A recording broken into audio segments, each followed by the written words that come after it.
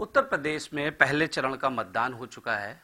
लगातार भारतीय जनता पार्टी अपने द्वारा किए गए कामों को जनता के बीच बता रही है और विपक्ष इस पर लगातार निशाना साध रहा है। हमारे साथ पॉलिटिकल एनालिस्ट टीके दुबे जी मौजूद हैं। सर, यूपी का इलेक्शन का पहला चरण कंप्लीट हो गया है, अभी 6 चरण और बाकी हैं। आप बीजेपी को कहाँ देखते हैं, क्योंकि भारतीय जनता पार्टी कह रही है 300 पार। देखिए, ये कुछ चीज़ें डेटाबेस बोलना चाहिए। सवाल ये पैदा होता है कि उत्तर प्रदेश के अंदर 16 करोड़ वोट है। 9 करोड़ वोट लगभग पड़ता है, 60% अगर हम एवरेज मान लें।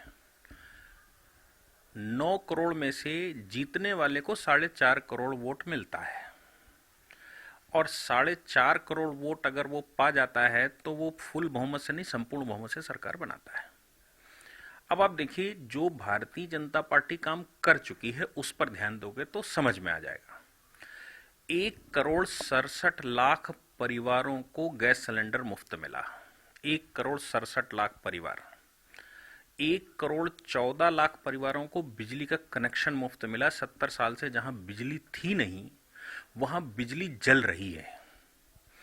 आप ये मान के चलें, 2.5 करोड़ किसानों को 6,000 रुपए की राशि मिल रही है। आप 5 लाख रोजगार, मतलब गवर्नमेंट के परमानेंट एम्प्लॉय बिना पैसे के भर्ती हुए हैं। 8 लाख कॉन्ट्रैक्ट संविदा पर बिना पैसे के भर्ती हुआ है। अब हम इन सारे डेटा, इसके अलावा बहुत डेटा है, मैं मान के चलूं कि 2.5 करोड़ युवाओं को लगभग उत्तर प्रदेश में मुद्रा योजना का लाभ मिला है। वो बोलता नहीं है, ये एक भी नहीं बोलने वाले, रोड पर कोई उतरने वाला नहीं। ये सब वो लोग हैं जो काम करने वाले लोग हैं, और काम करके सिर्फ इनको वोट डाला। और मतदाता तो यही है। अगर हम 1,67,000 का डेटा केवल उठा लें, मकान का डेटा छोड़ दीजिए जो 40 लाख बनाए, बिजली का डेटा छोड़ दीजिए, जो 15 करोड़ लोगों को भोजन पानी की व्यवस्था कोरोना में चल रही है उनको सबको छोड़ दीजिए, केवल 1,67,000 पर, 1,67,00,000 पर कॉन्सेंट्रेट कर जाइए। एक परिवार में 3 से 4 वोट होते हैं कि नहीं? आप 1,67,00,000 के 4 वोट काउंट कर लीजिए तो कितना बनता है डेटा? लगभग 7.5 करोड़, 6.5 करोड़। इसमें से 60% वोट पड़ता है तो 4.5 करोड़ वोट पड़ता है। आप मुझे बता दीजिए कि ये जो सारी हवा हटा दीजिए, सिर्फ जो बेनिफिशियरी उत्तर प्रदेश में है उस बेनिफिशियरी का वोट डलवा दीजिए तो सरकार 4.5 करोड़ वोट लेकर बन रही है। इसको कोई रोक नहीं सकता। अब इसके अलावा आप क्या देखते हैं? वही व्यक्ति को क्या चाहिए? एक आम आदमी सोचता है मुझे बिजली मिले, तो बिजली पर काम हुआ है। एक आम आदमी सोचता है कि मुझे कनेक्टिविटी मिले, सड़क मिले, सड़क पर काम हुआ है। हाईवेज पर हुआ है, एक्सप्रेसवेज पर हुआ है, ग्राम सड़क पर हुआ है, छोटे रास्तों पर, बड़े रास्तों पर, गलियों पर, नालियों पर, सब पर काम हुआ है। एक आम आदमी ये सोचता है। एक आम आदमी सोचता है हमें स्वास्थ्य की सेवा मिल जाए। तो आप सोचते हैं कि उत्तर प्रदेश में स्वास्थ्य सेवा को लेकर कितने काम हुए हैं। अस्पतालों पर काम हुआ है, या मैं ये कहूं कि स्वास्थ्य बीमा योजना ले लीजिए उत्तर प्रदेश में। स्वास्थ्य बीमा योजना के 4 करोड़ के लगभग कार्ड बने हैं। 5 लाख का बीमा है पूरे परिवार का। एक परिवार को 5 लाख की दवा मिलने वाली है, सिर्फ उसको वो अपना कार्ड दिखाना है। तो इसके अतिरिक्त जो प्रदेशवासी को चाहिए वो चाहिए कि भाई हमें भयमुक्त वातावरण हो। तो उस पर तो इतना काम हुआ है भयमुक्त पर कि मानकर चलिए 250 के लगभग, तो 150 से 250 इनकाउंटर हुए हैं। 45,000 गैंगस्टर्स में लोगों की गिरफ्तारियां हुई हैं, 45,000 लोगों की। तो आप मुझे बताओ कि आपको एक अच्छी सरकार के लिए चाहिए क्या? ऐसी कौन सी चीज आपको चाहिए जो आपको लगे ये सरकार अच्छी है? भूख आपकी मिटा रही है, आपको कहीं ना कहीं वृद्धावस्था पेंशन और दुनिया भर की पेंशनें जो रहती हैं वो दे रही है। श्रमिक कार्ड उत्तर प्रदेश में देश में सबसे ज्यादा बने। प्रोग्रेस के मामले में उत्तर प्रदेश पूरे देश में इन्वेस्टमेंट खींचने वाला सबसे बड़ा प्रदेश बन गया है। जो बीमारू राज्य था वो 5 साल में देश में दूसरे नंबर की इकोनॉमी बन गई है, दूसरे नंबर की, जो सबसे पिछड़ा हुआ करता था। तो फिर मैं ये समझ नहीं पा रहा हूं कि आखिर वोटर को, प्रदेश को कौन सी ऐसी चीज चाहिए जो उसको नहीं मिल रही और सरकार को करना चाहिए, उसका प्रश्न है सरकार को करना चाहिए, सरकार नहीं कर रही। सर, आपने किसानों की बात की अभी। सर, संघ के प्रमुख है मोहन भागवत जी, उन्होंने एक बार कहा था एक बयान में कि कोई भी आंदोलन लंबा नहीं चलना चाहिए, लेकिन बीजेपी कहीं ना कहीं नाकाम रही, किसान आंदोलन लंबा चला। एक मंत्री के बेटे ने कई किसानों पर गाड़ियां भी चलाई, उसमें जो है वो जेल भी गए। तो संघ कह रहा है कि कोई भी आंदोलन लंबा नहीं चलना चाहिए, लेकिन बीजेपी यहाँ कहीं ना कहीं नाकाम दिखी, जिससे जो पश्चिम क्षेत्र है वहाँ का जाट नाराज है। आपको क्या लगता है कि जो पश्चिम में जो अभी वोटिंग हुई है, काउंटिंग वोटिंग हुई है, उसमें कहीं ना कहीं इनका माइनस दिख रहा है? देखिए, आप माइनस को और प्लस को कैसे कैलकुलेट करते हैं? सुबह जो वोट पड़ता है, आपने कल हमें लगता है न्यूज़ चैनलों को ज़रा ध्यान दीजिए कि सुबह 11-12 बजे तक जो वोट पड़ा है वो पूरा वोट कहीं बुरके वाले खड़े थे, कहीं टोपी वाले खड़े थे, जो हम मान के चलें कि बीजेपी को वोट नहीं मिलेगा। अच्छा, तब तक वोटिंग कितने परसेंट हुई? कोई कह रहा था 20% हुई, 22% हुई। शाम को 3 बजे के बाद जो वोटिंग हुई है वो वोट नहीं था जो वोट अपोजिशन का था, और 35% वोटिंग शाम को हो गई एकदम अचानक। ये वोट वो था जिसने देखा कि सामने वाला वोट पड़ रहा है और ऐसा ना हो मेरा कैंडिडेट योगी आदित्यनाथ जी का कैंडिडेट कहीं पीछे पिछड़ जाए, तो वो अचानक शाम को निकला है और उसने वोटिंग डाली। 3 घंटे में 35% के लगभग वोटिंग और पूरे दिन में 25% के लगभग वोटिंग। तो आप क्या समझते हैं, जहां बदलाव चाहिए होता है वहां सवेरे वोटिंग बहुत ज्यादा होती है। आप देखिए पूरा पूरा पुराना इतिहास, क्योंकि उसको बदलाव चाहिए, उसने कहा सवेरे वोट डाल के आएंगे। लेकिन जहां पर ठहराव होता है तो बदलाव का वोट अगर कहीं पड़ता है तो सुबह पड़ता है, और ठहराव का वोट कहीं पड़ता है तो शाम को पड़ता है। इसलिए इसको इस नजर से नहीं देखना चाहिए कि वहां नुकसान हो रहा, इसको इस नजर से देखना चाहिए कि जो 35% शाम को अचानक 3 घंटे में वोटिंग हुई है, वो वोटिंग 100% योगी आदित्यनाथ जी के पक्ष में हुई है। सर, आप हिजाब, अब्बाजान, भाईजान से ऊपर उठ ही नहीं पा रहे हैं। आप विकास की बात नहीं करते, आप रोजगार की बात नहीं करते। बीजेपी कहीं ना कहीं अब्बाजान, हिजाब जैसे मुद्दों पे ही फंस के रह जाती है। आप इस प्रदेश के मुस्लिमों को अपना वोट बैंक क्यों नहीं मानते हैं? क्योंकि आप तो पूरे प्रदेश के नेता हैं, आप तो पूरे प्रदेश के मुख्यमंत्री हैं, तो आप क्यों नहीं मानते हैं कि वो भी आपके ही वोटर हैं, आपके ही प्रदेशवासी हैं? अच्छा, आपको ये मालूम है कि हिजाब इशू उठाया किसने? हिजाब इशू बीजेपी ने तो नहीं उठाया। हिजाब का इशू पहले उठाया गया केरला में। केरला में हाईकोर्ट ने कोई ऑर्डर कर दिया तो वहां की सरकार, चूंकि कम्युनिस्ट सरकार है, कांग्रेस सरकार है या कम्युनिस्ट सरकार है, उसने उसका विरोध नहीं किया। कर्नाटक में उठाया गया, वहां बीजेपी की सरकार है।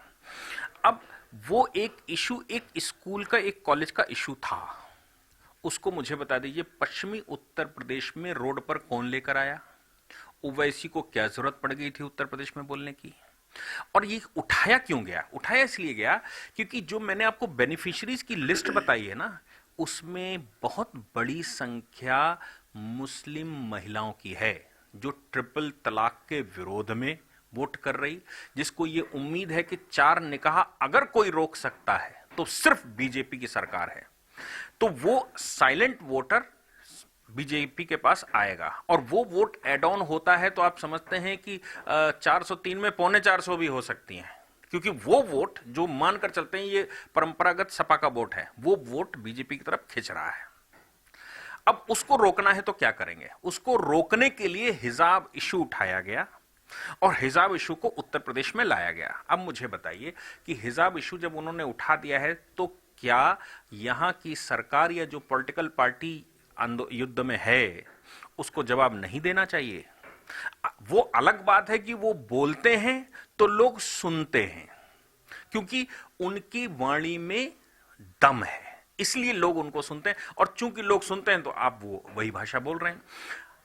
जो काम सामने वाली पार्टी करती रही, उसने राम मंदिर में गोली चलाई, तो क्या ये जनता को नहीं पता होना चाहिए कि राम मंदिर पर गोली कौन चलाने वाले लोग हैं? क्या पिछली सरकार जो बैठी हुई थी उस सरकार के समय पर उत्तर प्रदेश के लाउड स्पीकर फुल स्पीड में नहीं बज रहे थे? क्या रमजान के महीने में रोडों पर आतंक नहीं था? क्या बकरे कटे हुए रोड पर नहीं पड़े हुए थे?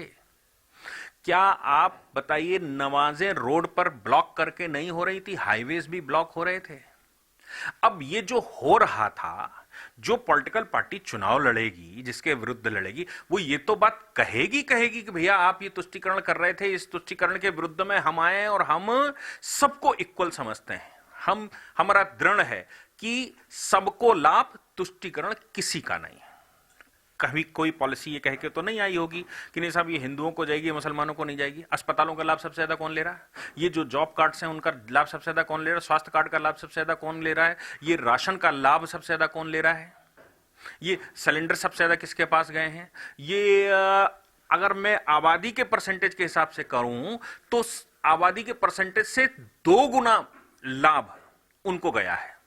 तो अब भैया अगर हम कोई काम कर रहे हैं और हम बताएं भी ना, अब आपको ये लगता है कि आप तुष्टीकरण की नीति पर चलना चाहते हैं और हमको ये लगता है कि हम इक्वेलिटी की बात करेंगे, तो उनको लगता है ये अपोजिट हमारा विरोध कर रहे हैं। तो ये बात अब्बाजान भाईजान की नहीं है।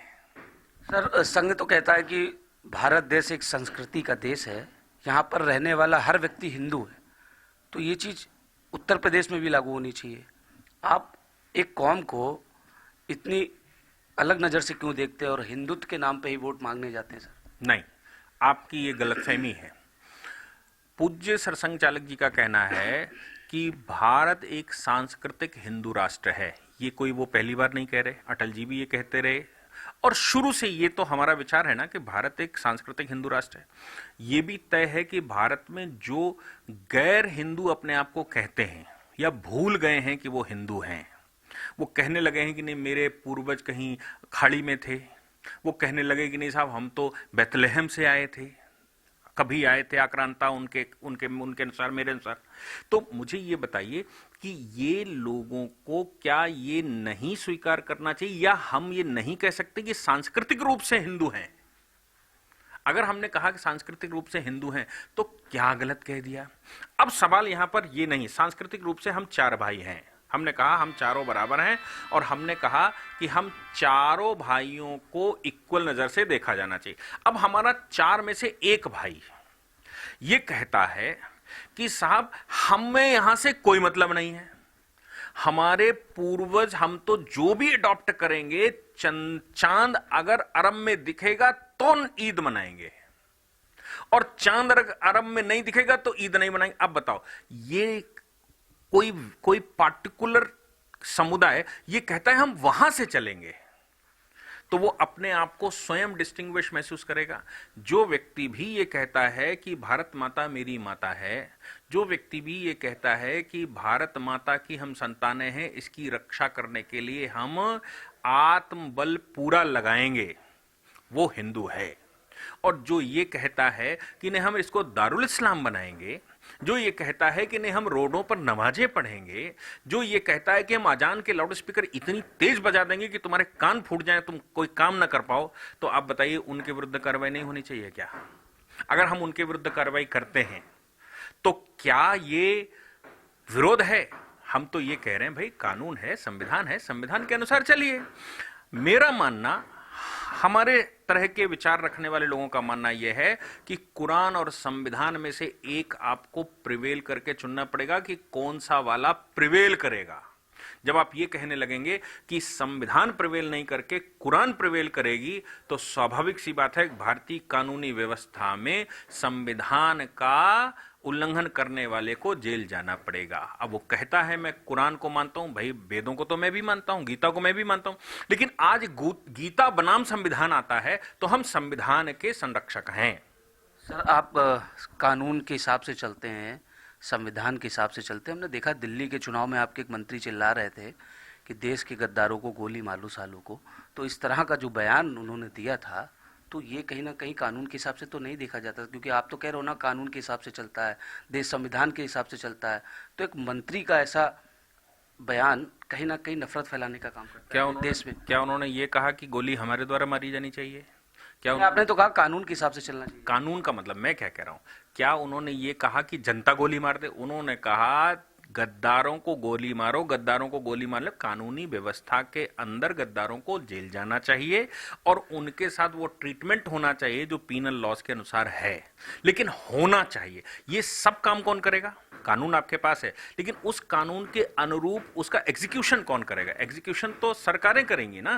अब दिल्ली में जो सरकार बैठी है वो शाहीन बाग बढ़वा रही थी, तो अगर वो सरकार न होती तो शायद शाहीन बाग का इतना बड़ा झमेला ना हो। तो उत्तर प्रदेश में भी तो था, उत्तर प्रदेश सरकार ने कंट्रोल किया कि नहीं? लेकिन एग्जीक्यूशन की बात आती तो हमने ये कहा, या कोई भी इस विचार को रखने वाला वो बिल्कुल सत्य कहता है भैया कि कानून की रक्षा होनी चाहिए और इन लोगों को जेल जाना चाहिए और कानूनी व्यवस्था में अगर गोली मारनी पड़े तो मारनी चाहिए। सर, कानून व्यवस्था की बात आई, यूपी में इलेक्शन है, हमने यूपी में हाथरस कांड देखा है, बेटी को कैसे बेटी के साथ बलात्कार होता है, उसके बाद उसकी हत्या कर दी जाती है, फिर रातों रात पुलिस उसके साथ क्या करती है ये पूरे प्रदेश ने देखा। तो यहाँ कहाँ कानून सो जाता है? आपकी सरकार का योगी आदित्यनाथ डेरे डेरे सहमे सहमे रहते हैं, क्योंकि जिस तरह से हाथरस कांड, फिर उसके बाद उससे पहले आपके एक विधायक ने एक बेटी के साथ बलात्कार किया, फिलहाल मीडिया के दबाव के बाद उनको हटाया गया। तो यहाँ कानून कहाँ सो गया सर? क्या इन दोनों ही कांडों में जिनकी आप बात कर रहे हैं उस पर कानूनी कार्रवाई नहीं हुई? क्या जो दोषी हैं वो जेल में नहीं हैं? किसने किया? अगर सरकार बचाना चाहती तो जेल में होते क्या? ये दोनों ही कांडों में मीडिया किस प्रकार से उसको प्रेजेंट कर रही है मैं नहीं जानता, या अपोजिशन उसको कैसे रॉन्ग तरीके से उठाता है, लेकिन सत्य तो यह है कि सरकार अगर एक्शन न लेती तो क्या ये सब जेल में होते? भारत में कानून का शासन है, उत्तर प्रदेश में कानून का शासन है, पुलिस अपना काम कर रही है, पुलिस इन्वेस्टिगेशन करके, उसको थोड़ा समय चाहिए होता है, इन्वेस्टिगेशन करके वो जमा करती है, फिर कोर्ट भी तो है प्रोटेस्ट करने के लिए। अगर आपको लगता है कि नहीं गलत पुलिस ने इन्वेस्टिगेशन किया तो हम कोर्ट में जाते हैं ना, फिर हाई कोर्ट और सुप्रीम कोर्ट भी तो है, और एक्शन तो हो ही रहा है ना सभी में। हम वो तो नहीं कह रहे कि निठारी कांड हो जाए और ये कह दें बड़े बड़े प्रदेशों में छोटे छोटे कांड होते रहे जहां हजारों बच्चों की लाशें मिलें और वहां पर मंत्री ये कहे कि जैसा बड़े बड़े प्रदेशों में छोटे छोटे कांड होते रहते हैं, बलात्कार के केस में ये कह दिया जाए कि बच्चों से गलतियां हो जाती। अरे भैया, एक्शन हो रहा है और बहुत प्रॉपर एक्शन हो रहा है। सर, एक आखिरी सवाल सर, यूपी का इलेक्शन है, विपक्ष महंगाई, रोजगार, तमाम मुद्दों को लेकर सड़कों पर है और बीजेपी के पास केवल हिंदुत्व का एक एजेंडा है। कितनी सीटें बीजेपी जीतने जा रही है, क्या मानते हैं?